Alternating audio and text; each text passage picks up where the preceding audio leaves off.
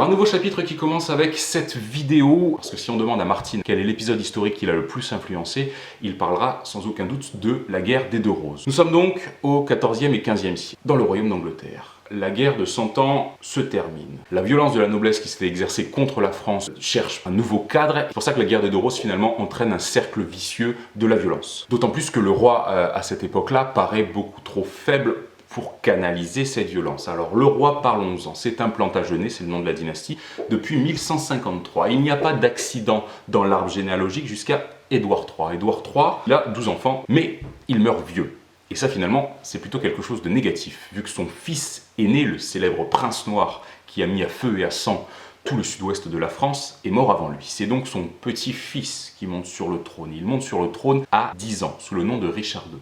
Richard II est un enfant, il n'a pas été réellement préparé à son rôle de chef d'État, il n'a jamais eu d'expérience militaire. Les débuts de son règne seront particulièrement balbutiants, et la suite de son règne va devenir tyrannique et cruelle. Et ça, c'est complètement Geoffrey. Du coup, un de ses cousins, qui avait été exilé par le tyrannique Richard II, ne va pas avoir de mal à se trouver des soutiens pour tenter de déposer le roi. Ce qu'il va réussir à faire en 1399. Le roi est emprisonné et il meurt l'année suivante en prison. Ce cousin, c'est le duc de Lancastre. Il n'était pas normalement le premier sur l'arbre généalogique, mais il fait valoir la priorité des mâles. À ce moment-là, ça se fait sans trop de problèmes. Henri IV Lancastre règne jusqu'en 1413, il transmet le pouvoir à son fils Henri V, qui lui règne jusqu'en 1422, jusque-là, pas de souci. Mais le fils d'Henri V, Henri VI, n'a qu'un an. Et c'est à ce moment-là que Richard Plantagenet, un de ses cousins qui a été écarté du pouvoir en 1399, veut faire valoir ses droits. Entre-temps, cette branche de la famille est devenue duc d'York, et nous voilà face aux deux principaux protagonistes de la guerre des Deux Roses, les York contre les Lancaster, et dans le monde de Game of Thrones, c'est les Stark contre les Lannister. Henri VI, le roi qui monte sur le trône à un an, en grandissant, se révèle être un roi faible et un roi fou. Alors ça nous rappelle le roi Aerys dans Game of Thrones, mais c'est quand même pas la même folie. On parle plutôt d'un roi fou qui a des absences qui peuvent être très très longues, qui l'empêchent complètement de gouverner. Le duc d'York, Richard Plantagenet, se fait nommer Lord Protecteur pour assurer le gouvernement pendant les absences du roi. Personne ne s'oppose à ses ambitions à la cour, sauf peut-être Marguerite d'Anjou. Marguerite d'Anjou, c'est la véritable femme forte. C'est elle qui tient les rênes du royaume. C'est elle qui est réellement le chef de la maison Lancaster. Et c'est sans doute elle qui a inspiré le personnage de Cersei. Elle tient tellement en respect Richard Plantagenet, le duc d'York, qu'elle arrive à faire annuler son titre de Lord Protecteur. Celui-ci, voyant cela, prend les armes. Et il gagne. À l'occasion d'une nouvelle crise de folie du roi, il redevient Lord Protecteur. Il relègue Marguerite au poste d'aide-soignante auprès de son mari.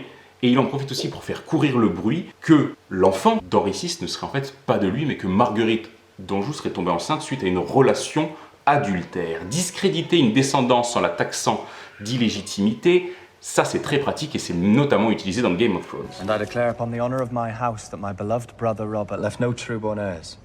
The boy Joffrey, the boy Tommen and the girl Marcella being born of incest between Cersei Lannister and her brother Jaime Lannister, by right of birth and blood. I do this day lay claim to the Iron Throne of Westeros. Richard d'York, il est tué sur le champ de bataille et son fils est fait prisonnier. Son fils a 17 ans. Marguerite va décapiter le fils, décapiter le cadavre du père et attachera leur tête sur des pics pour les mettre sur les portes de la ville d'York. Ça aussi, ça nous rappelle quand même un épisode assez connu de la saison. This one's your father. This one here. La famille d'York n'a plus son patriarche, il y a quand même un héritier, le premier fils de Richard qui s'appelle Édouard et qui réclame officiellement le trône.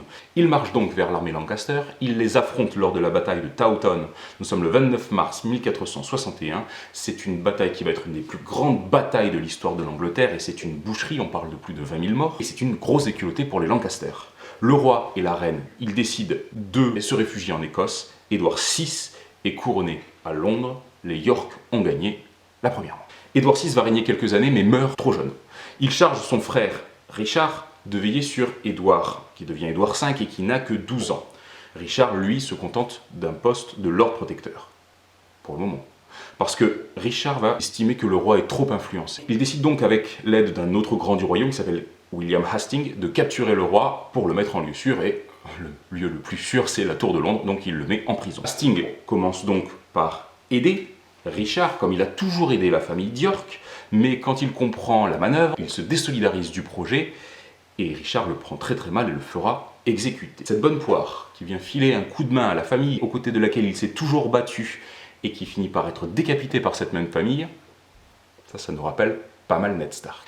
Reste que Richard est un excellent militaire et reconnu comme tel. Pour s'assurer de sa position, il va contester le mariage de son frère et donc la légitimité de ses enfants. Les filles sont laissées tranquilles, mais les héritiers du trône, donc Édouard V et son petit frère puisqu'il en a un, finissent en prison. Et ils vont mourir en prison. On ne sait pas si c'est vraiment Richard qui en a donné l'ordre, mais par contre pour la rumeur populaire, c'est Richard, un homme vicieux, suspecté d'infanticide, tellement habité par le mal qu'il en devient déformé physiquement. Et ça, c'est sans doute une idée qui a beaucoup plu à Martin quand il a créé le personnage de Tyrion. I did not kill Joffrey, but I wish that I had. Richard III, en tout cas, avec cette manœuvre, s'attire bien vite l'animosité des grands nobles, des Lancaster bien sûr, mais même une partie des York dont il est issu. Tous ces mécontents vont se trouver un nouveau candidat, qui est Henri Tudor. Depuis la mort d'Henri VI et de son fils, c'est le seul candidat des Lancaster.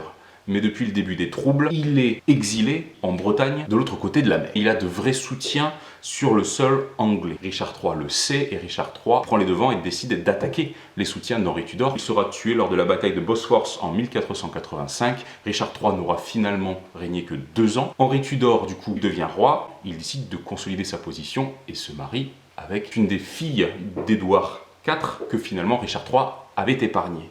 Il unifie ainsi les branches Lancaster et York, la rose rouge Lancaster et la rose blanche des York. Il se donne comme symbole une nouvelle rose à 2 couleurs. C'est la fin de la guerre des 2 roses. Cet héritier providentiel qui vit en exil au-delà des mers, qui vient réclamer le trône et qui va consolider sa position en essayant de réfléchir à un mariage, c'est clairement le positionnement qu'a Daenerys dans Game of Thrones. If I'm going to rule in Westeros, I'll need to make alliances. The best way to make alliances is with marriage. En plus, devinez, quel est l'emblème d'Henri Tudor? Le dragon. De cet épisode des 2 roses, on voit que Martin n'a pas pris l'intégralité du scénario en copier-coller, mais il a pris un certain nombre de ressorts dramatiques et de profils de personnages qu'il a redispatchés pour créer le scénario de Game of Thrones. Dans un prochain épisode, on parlera des Noces pourpres.